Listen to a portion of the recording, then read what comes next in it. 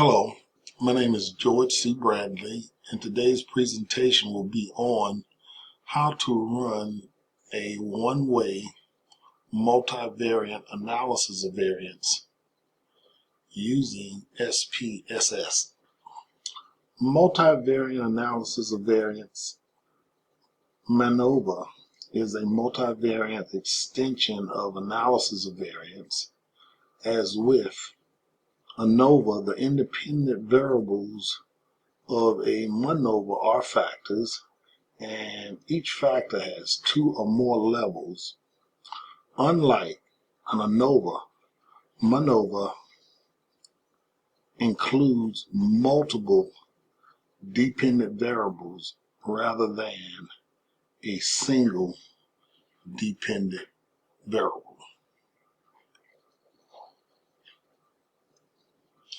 Let's take a look at our data set. The name of our data set is plastic.sav, and we have three dependent variables, and we have one independent variable, extrusion rate, and that is coded where you would have a 0 as low and a 1 as high, and this is free online. Let's take a look at our data set in SPSS on plastic.sav, and as you can see, our factor or our independent variable, extrusion rate, we can see how it's coded. One of our dependent variables, resistance, gloss, and opacity, you can see we have those, and we have up to 40. We have one additional one that's not in this particular presentation, but we will show you at a later date. Let's move to general linear model, multivariate, and right here we will put our three dependent variables in dependent variables box.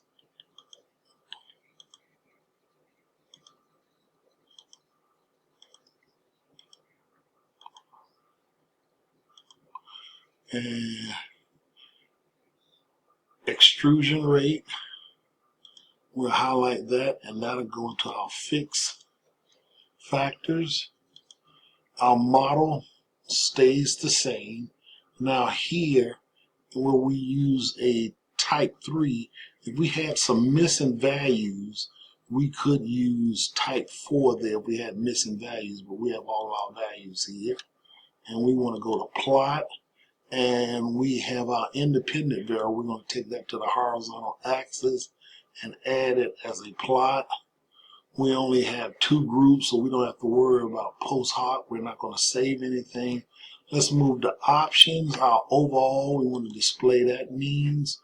Extrusion rate, we want to display that. We want to look at our descriptive statistics, our effect size, not necessarily the power, but we can add that in there. And we want to go to homogeneity test just for our variance here, and that's one of our assumptions.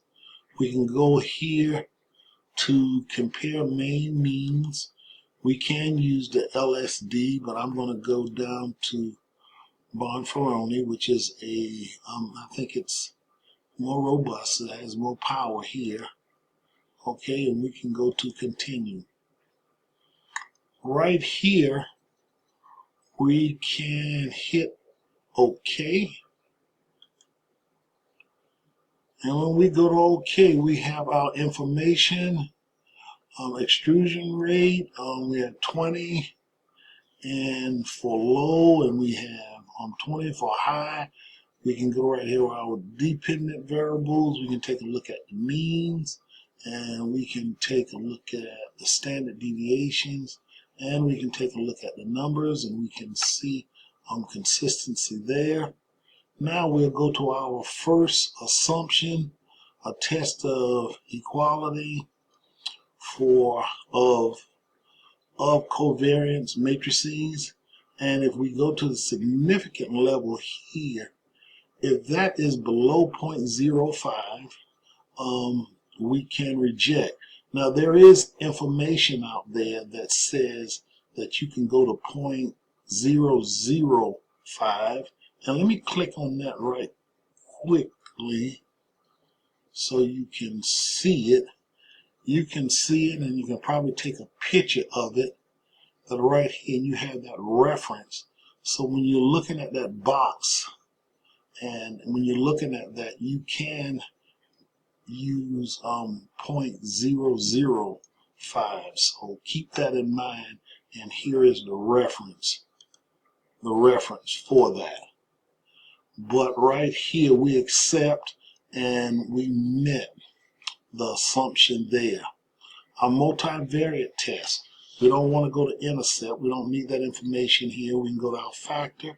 And right here, if we had problems, we could use the top, but Wilks-Lambert-Landa is the one we're going to use right now. And this significant level will tell us, is there a difference between one of those dependent variables as it pertains to our factor here. We can't tell you which one, but we can tell you that there is a significant difference there. We would have to go down and check at one of our other boxes, and you'll see that in a little while.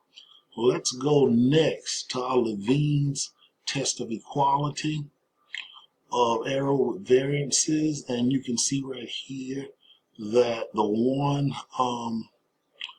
in the middle does not meet the test of variance. And what we would have to do there, we would have to report that to our audience, that one is a violation. We need to keep that in mind, and we have to report that in our write-up.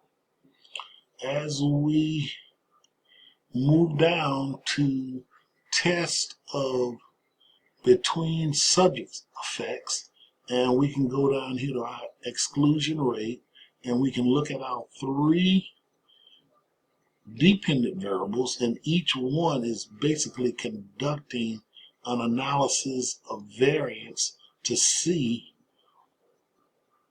out of the 3 dependent variables if there's a significant difference looking at each one. And as you can see, at first resistance, we have on the second, there's a significant difference. And right here, that is 0.644. There's not a significant there as it pertains to extrusion rate. So we have 2 out of 3 of our dependent variables that are significant. And right here, this is very powerful here. You can see right here the influence that intrusion has on the first dependent variable, which is about 40%, and then 25.6% on our second dependent variable. Now, we can take a look here at the means, and we can go to our pairwise comparison. Basically, t-test here, and you can see the significant difference. You can see here that resistance has the largest difference, and you can see since there's only 2, you can tell what's going on with each one. And right here, again, with our unit variance test, that's basically analysis of variance with each one that we found up here in our test of between subject effects. And the final thing that I think is very important here is to get a pictorial perspective on what we're doing here.